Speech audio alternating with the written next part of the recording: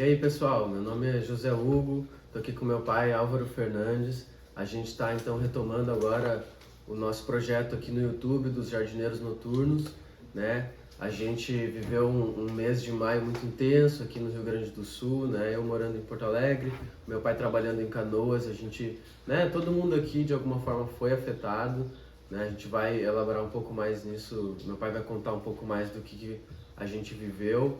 Mas então a gente teve que dar uma paradinha aí no projeto, nos vídeos, né? Em meio a tudo isso, o livro foi lançado, né? O Errantes do Pensamento foi lançado. A gente não conseguiu fazer um lançamento da forma como a gente queria, mas agora, na medida em que as coisas estão voltando ao normal aos pouquinhos, a gente está retomando também os nossos conteúdos, estamos projetando novas ideias, novas séries para o canal. E hoje a gente vai então dar um pouco dessa notícia para vocês, dizer como é que foi, né? O que esse período que a gente viveu, dessa catástrofe climática, suscitou das nossas reflexões, né? Então vou passar agora a palavra para o meu pai, o seu Álvaro, para a gente poder então relembrar um pouco o que foi e o que a gente pensou do que aconteceu. Oi pessoal, vamos aí, que nem o José Hugo falou, a gente está devagar retomando algumas questões filosóficas, literárias e de experiência de vida com relação a tudo que ocorreu no mês de maio aqui no Rio Grande do Sul. A gente está fazendo esse vídeo de reapresentação, vamos dizer assim, de nova apresentação, tanto que do nosso canal como das nossas próprias roupagens filosóficas, né? Porque o que aconteceu em maio foi um aprendizado e que a gente deve extrair dele os ensinamentos e o conhecimento necessário para que a gente possa ajudar as pessoas, tanto do ponto de vista filosófico como do ponto de vista humano, né?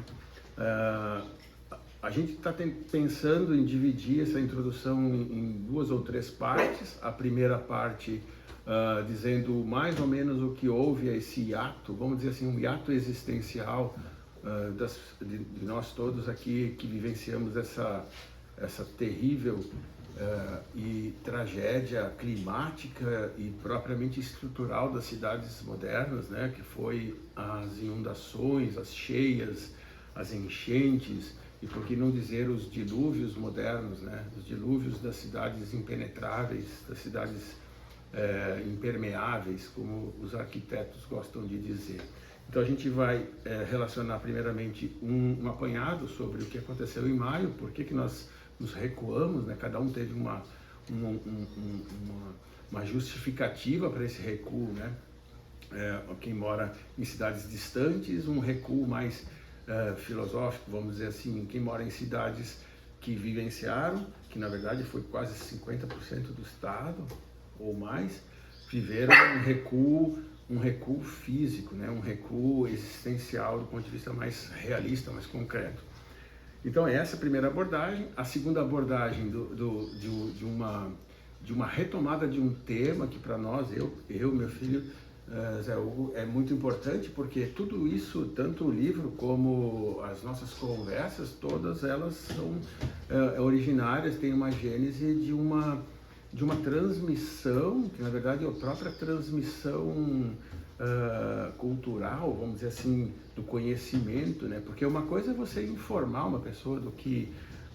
uma coisa é informação, né? Informação, você pega a informação daquele dia e você não sabe exatamente, depois no final do dia, se aquela informação foi assimilada, metabolizada por você. E outra coisa é o conhecimento. A informação você pode ter nos jornais, a informação entra por um ouvido e sai pelo outro. O conhecimento não. O conhecimento você assimila, metaboliza e transforma num novo conhecimento. Eu estava ontem conversando com o meu filho sobre as questões que ele estava naquele momento elaborando, questões filosóficas, teológicas, sobre alguns sonhos, e a gente chegou num outro mundo, num outro nível de conhecimento, num outro nível de diálogo, por exemplo. Um diálogo começou de uma forma e terminou de outra. E isso é o que os antigos, às vezes, eles tinham uma expressão latina que eu acho fantástica, que não é uma coisa que mostrar erudição, nada, é só um exemplo, né? Uma expressão que eles falavam de translatio studiorum, que quer dizer o quê? A tradução do todo o conhecimento de uma época para outra, né? Existem impérios que eles acabam com uma tradição e começam uma do zero. Esses impérios geralmente não dão certo. Os impérios que assimilam a cultura do outro, como foi o Império Romano e até o Império Helênico, ele deixava a cultura da região ocupada, não devastava aquela cultura, ele usava aquilo para aprendizado. Então isso foi onde tanto o Império Romano, no exemplo que eu estou dando, até a Europa moderna, em toda a transmissão vernacular, o conhecimento ele vem passando de uma geração para outra. Isso é o translatio studiorum. Translatio é uma palavra fundamental, que é você traduz, né? A gente até estava conversando ontem sobre uma obra do Umberto Eco, que era um estudioso italiano, que ele tinha uma abordagem da tradução literária, da tradução filosófica, da tradução do conhecimento muito interessante, porque a tradução não é só palavra por palavra, aquilo você traduz, não, a tradução exige uma assimilação. E esse tema da assimilação e do conhecimento e da transmissão, tanto intergeracional como culturalmente falando, até do ponto de vista da nossa vivência como país colonializado, decolonizado, e todas essas questões da transmissão, é uma coisa que acontece de pai para filho, como de gerações, como de impérios que reconquistam e conquistam.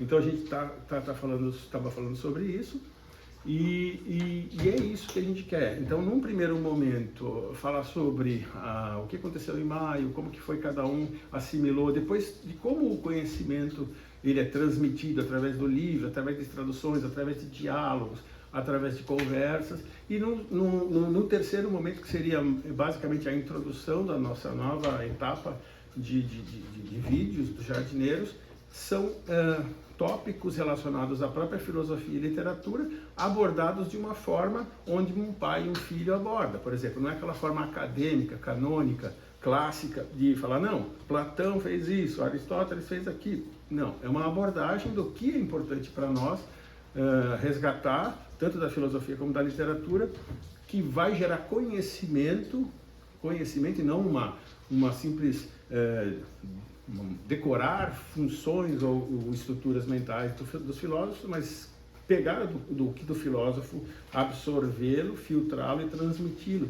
Foi, por exemplo, o que a gente conversou ontem. A gente conversou sobre uma situação filosófica, onde eu tenho uma visão, ele tinha outra, foi assimilado, absorvido, e aí o conhecimento vai para frente em forma ou de vídeos, ou de livros, ou de próprio diálogo que ele vai ter com seus colegas da geração dele, e até com pacientes, até com outras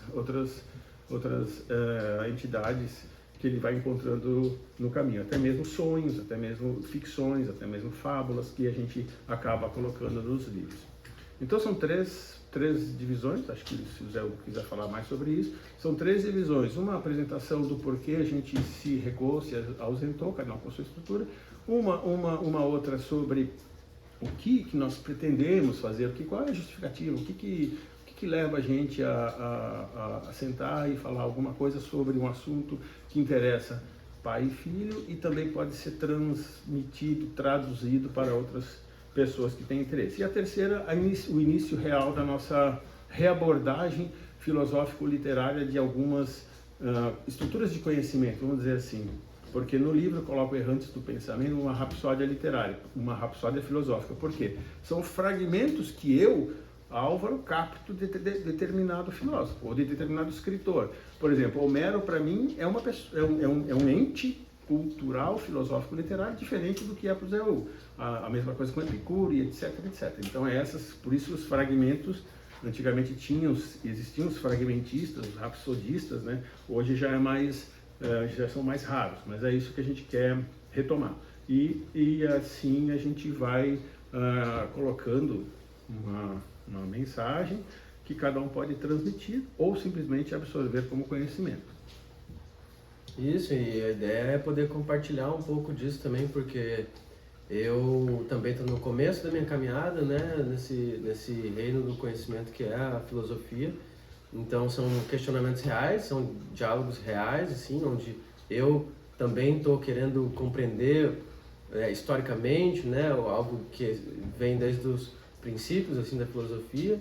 Então a gente vai compartilhar esses diálogos com vocês, né, para que assim seja mais acessível e um pouco mais talvez humano e não canônico de alguma forma, assim, que a gente possa observar contextualmente, né, através de meu pai que estudou vorazmente a filosofia, assim, pode dar uma ideia de contexto. Então, para mim, para mim é a melhor forma de poder me situar, saber o que vale e o que não vale a pena eu investir o meu tempo nesse momento, né? Assim um facilitador, né? Meu pai atua muito como um facilitador para mim nesses estudos, assim, e acaba me dando muitas dicas boas, assim, tanto de leituras, né? Coisas que combinam, que ele sabe que combina, assim, com a minha personalidade, ou dicas para onde caminhar, né? Então, isso que a gente quer compartilhar com vocês nos próximos vídeos.